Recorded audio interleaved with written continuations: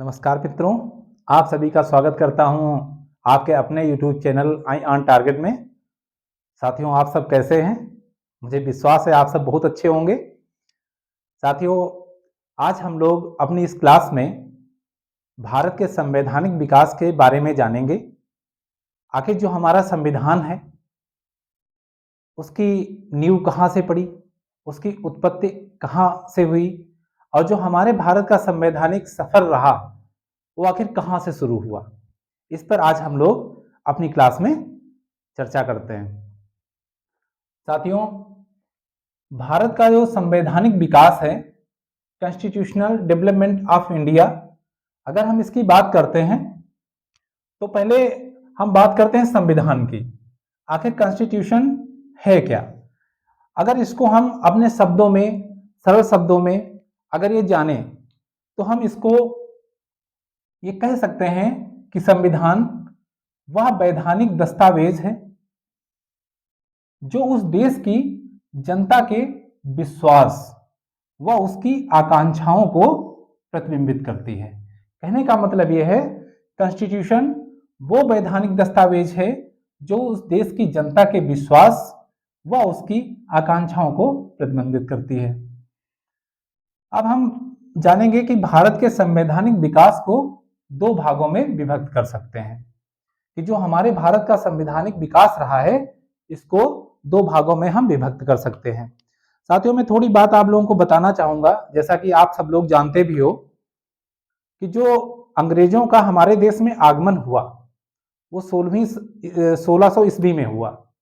उस time Britain की जो महारानी थी एलिजाबेथ प्रथम थी।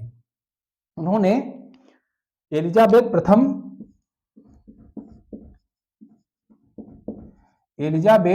प्रथम ने क्या किया? एलिजाबेथ प्रथम ने 31 दिसंबर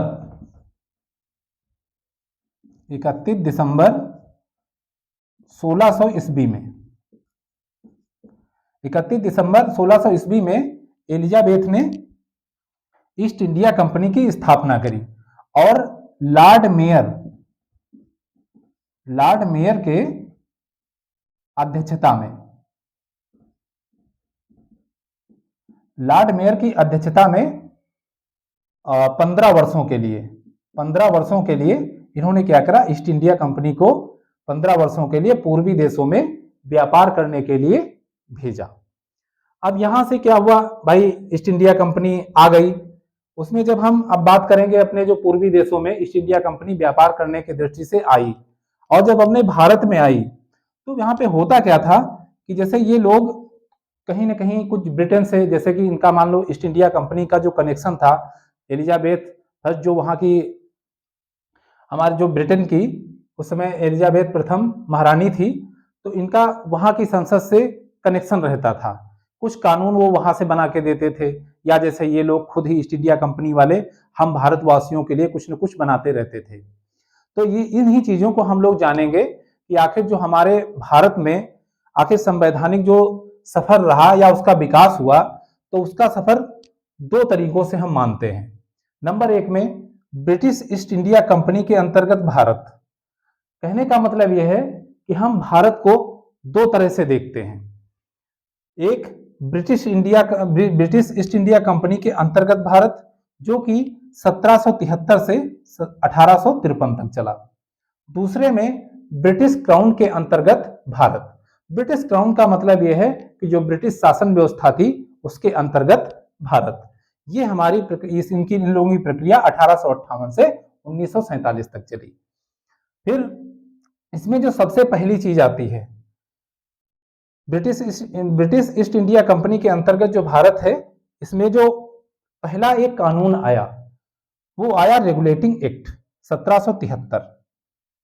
आज तो हम इसमें शॉर्टकट में ही बताएंगे, इसके बारे में विस्तृत रूप से भी जानेंगे। पहला आया रेगुलेटिंग एक्ट जो कि 1773 ईस्वी में आया। दूसरा आया पिट्स इंडिया एक्ट जो कि 1784 में आया।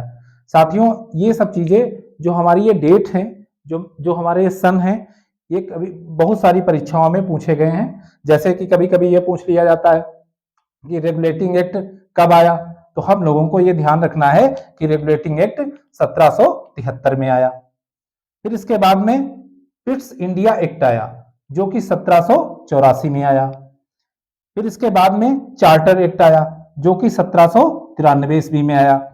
इसके बाद में फिर दूसरा चार्टर एक्ट आया, वो 1813 में आया। फिर इसके बाद में चार्टर एक्ट 1833 में आया।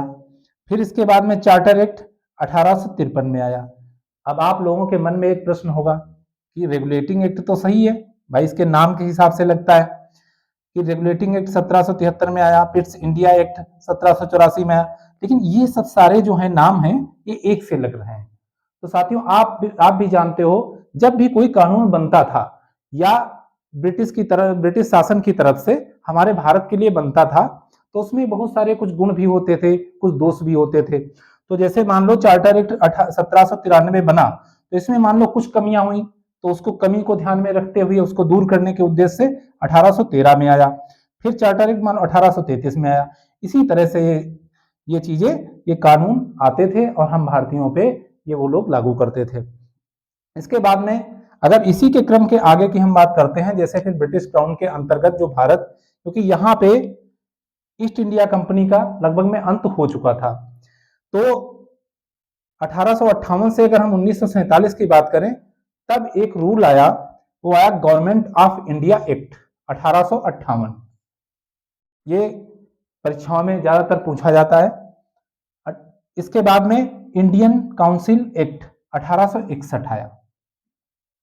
फिर इसके बाद में इंडियन काउंसिल एक्ट 1892 आया। फिर उनमें कुछ सुधार करके जो हमारा फिर आया भारत परिषद अधिनियम 1909। फिर इसके बाद में भारत सरकार अधिनियम 1919 आया। इसके बाद में भारत सरकार अधिनियम 1935 आया। लगन में हमारे बहुत से साथी इस अधिनियम को तो जानते ही होंगे, क्योंकि इन अधिनियमों की ज्यादातर हम लोग बहुत कम चर्चा करते हैं, या हम लोग बहुत ही कम परीक्षाओं में भी देखते हैं। ज्यादातर ये प्रश्न जो है पूछा जाता है, लेकिन हम लोगों को ये सारी चीजें ये सब ध्यान रखनी है। इसके बाद में 1935 भारत सरकार के अधिनियम की 1935 के बाद में अगस्त प्रस्ताव 1940 आया।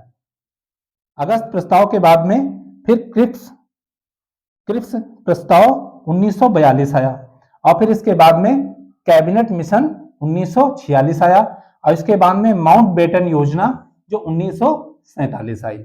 अब जैसे माउंटबेटन योजना की अगर हम बात करें, तो हमारा 15 अगस्त 1947 में हमारा देश आजाद ही हो गया था, लेकिन कुछ चीजें ऐसी थी जो माउंटबेटन के द्वारा भी उसमें कानून शामिल करे गए, और जो आज भी हमारा ये अभी लिखित संविधान है उसमें वो चीजें हमें मिलती हैं।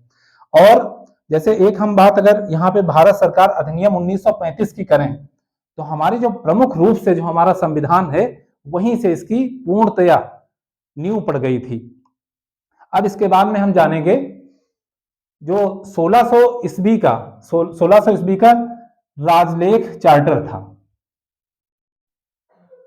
ये ईस्ट इंडिया कंपनी की स्थापना इसी के अंतर्गत मानी जाती है।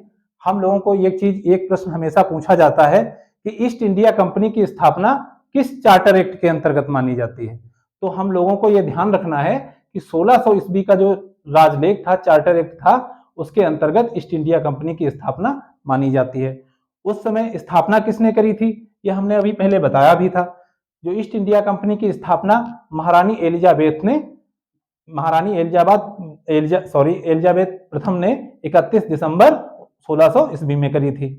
और जो ईस्ट इंडिया कंपनी की अध्यक्षता में किसको नियुक्त किया गया था, ये हम अभी बता चुके हैं आपको। लॉर्ड मेयर को पूर्वी देशों में अध्यक्ष बना के इनको भेजा गया था कि आप 15 वर्षों के लिए आपको अध्यक्ष नियुक्त किया जाता है, आपकी अध्यक्षता में जो ये कंपनी ईस्ट इंडिया कंपनी बनाई गई है उसको आपको संचालित करना है या उस पर कार्य करना है।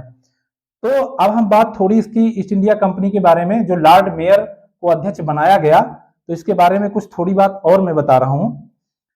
उस समय जब लॉर्ड मेयर को अध्यक्ष नियुक्त किया गया, तो इनको कार्यकाल कितना दिया गया, 15 वर्षों तक, कि भाई आप जाइए 15 वर्षों तक पूर्वी देशों में आप व्यापार करिए।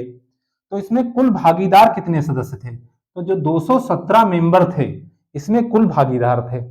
और कंपनी का जो प्रशासन था इसको परिषद को सौंपा गया था। जो कंपनी का प्रशासन था वो परिषद को सौंपा गया और उसके अंतर्गत जो परिषद थी, परिषद के अंतर्गत जो पद थे उस टाइम जो दो पद प्रमुख रूप से थे, उसमें एक पद था गवर्नर का, दूसरा था उप गवर्नर का। इसके अंतर्गत 24 अन्य सदस्य भी शामिल किए जाते थे। ये हम लोगों को ध्यान रखना है, कहीं कहीं जो बड़ी परीक्षाएं हैं उनमें ये चीजें संख्या भी पूछ ली जाती है और ये सारी चीजें देखने को मिल सकती हैं। अब एक चीज हम और जानेंगे कि जो गवर्नर और उनकी परिषद, जैसे यहाँ पे गवर्नर और उनकी परिषद का बाद में जो नया नाम दिया गया वो कोर्ट ऑफ डायरेक्टर्स दिया गया। इसका नया नाम कोर्ट ऑफ डायरेक्टर्स दिया गया व निदेशक मंडल के नाम से भी जाना गया।